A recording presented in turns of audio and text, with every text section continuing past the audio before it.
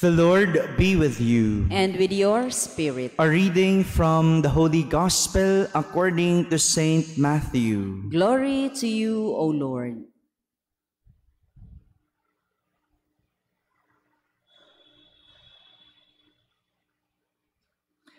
Jacob was the father of Joseph, the husband of Mary.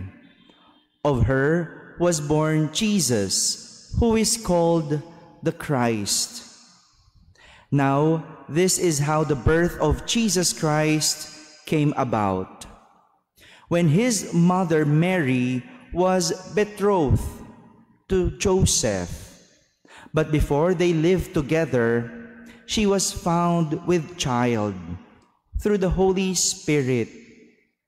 Joseph, her husband, since he was a righteous man, yet unwilling to expose her to shame, decided to divorce her quietly. Such was his intention when, behold, the angel of the Lord appeared to him in a dream and said, "Joseph, son of David, do not be afraid to take Mary, your wife, into your home. For it is through the Holy Spirit that this child has been conceived in her. She will bear a son, and you are to name him Jesus, because he will save his people from their sins."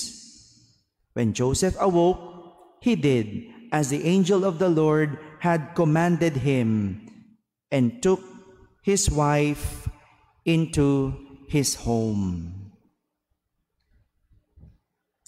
My friends, the Gospel of the Lord. Praise to you, Lord Jesus Christ. Good morning, my dear brothers and sisters. Good morning, Father. Today, we celebrate the solemnity of Saint Joseph, the husband of our Blessed Mother Mary. Saint Matthew, in our Gospel, describe Saint Joseph as a righteous man. Righteous. Sa Tagalog, matuwid. Taong matuwid. And there are two ways in which Saint Joseph demonstrated righteousness. Two ways. First, he's obedient to the law. Saint Joseph was betrothed. In our language, it is engaged. He was engaged in Mary, with Mary. Meaning, they are not yet fully, legally married couple. Sa atin, kapag engaged, nag-propose, binigyan ng singsing, engage. But during that time, it is the first stage of marriage. So, hindi katulad sa atin, pag tinanggal mo na yung singsing, ay, hindi na sila engaged. Diba? Mga chismis na ganyan ngayon, diba? No? Hindi na suot yung singsing, ay, hindi na engaged. Break na sila. No? But during that time, hindi ganun kadali.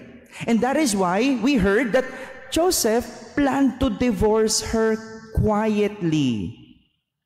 So, he has to undergo that divorce.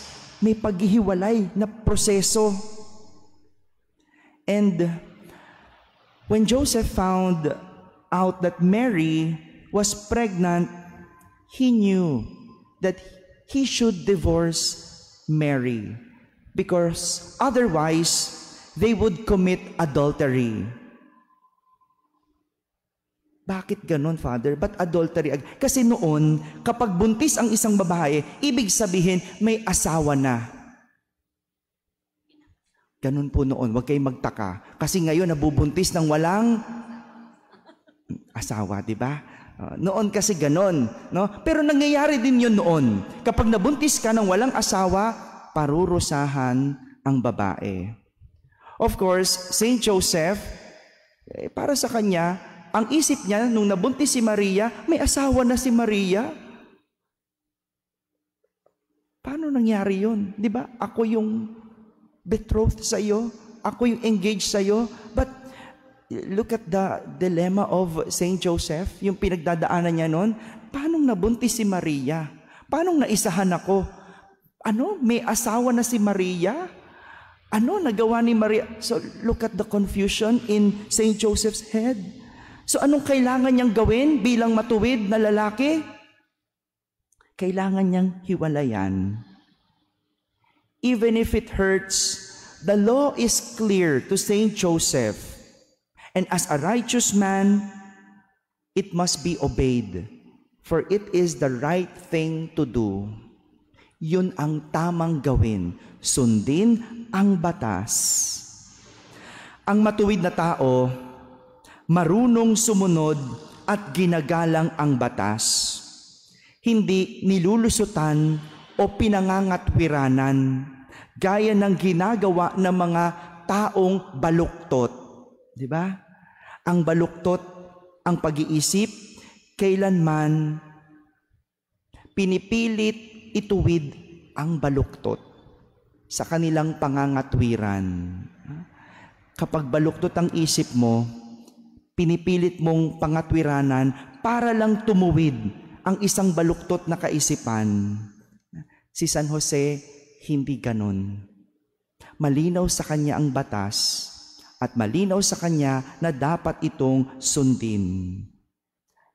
Alam ng mali at labag sa batas, ang baluktot ipagpipilitan pa. Kapag hindi na sa iyo, huwag mong kukunin ulit. Kapag hindi sa iyo, huwag mong kukunin. Dahil dalawa lang ang pwede mong maging kaso. Pagnanakaw o pangangalunya. Hindi sa iyo kinuha mo yung pera. Hindi mo asawa kinuha mo. Pag hindi sa iyo, huwag mong kukunin. Isang senyales na matuwid ang tao kapag marunong sumunod sa batas, kapag may takot sa batas. Ngayon, tignan mo yung sarili mo, itest mo, ikaw ba'y matuwid? Kapag hindi ka natatakot sa batas, hindi ka matuwid. Meron yan, no? Sige, pwede, tawid. Bawal tumawid. Hindi, okay lang yan. May kakilala akong MMDA. May ganyan tayo, di ba? Tapos, hindi pwede, bawal yan. Hindi, ako nang bahala. Kayang lusutan yan. Ganyan yung mga hindi matuwid, wala nang takot. Bakit? Kayang pangatwiranan. Kayang lusutan ang batas. Ang taong matuwid, may takot, ginagalang at sinusunod ang batas. Ikalawang pagpapakita ni San Jose bilang matuwid is his obedient to God.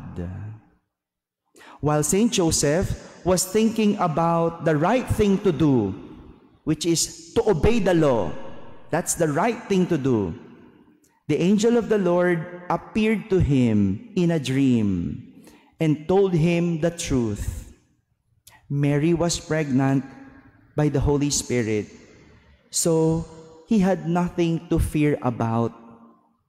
Even though what he heard seemingly impossible, it was clear to Saint Joseph that God must be obeyed, for it is the good thing to do.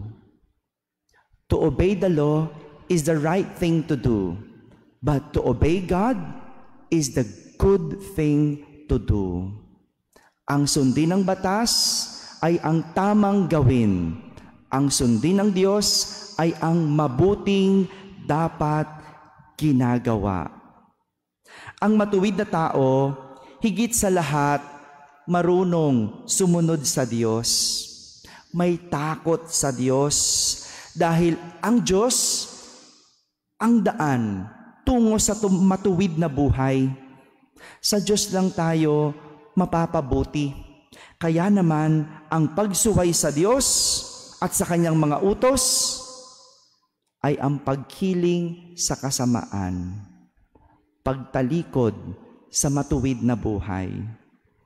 Isang senyales na matuwid ang tao kapag marunong sumunod at may takot sa Diyos.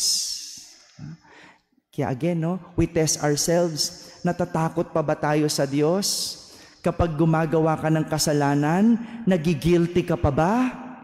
Kapag wala na yung guilt, hindi ka matuwid. Sanay na Anong tawag natin doon? Callous conscience. Nagkalyo na ang konsensya. Matigas na ang konsensya. Wala nang konsensya. Ang isang taong matuwid, kapag nagkakamali, nakahagawa ng pagkakasala, nagigilty dahil may takot sa Diyos. Marunong pa rin sumunod sa Diyos. My dear brothers and sisters, being righteous is proclaimed through actions. Nakikita ang pagiging matuwid sa ating mga gawa and never through words. And this might be the reason why Saint Joseph was silent all the while. Silent in obeying the law and silent in obeying God. Amen.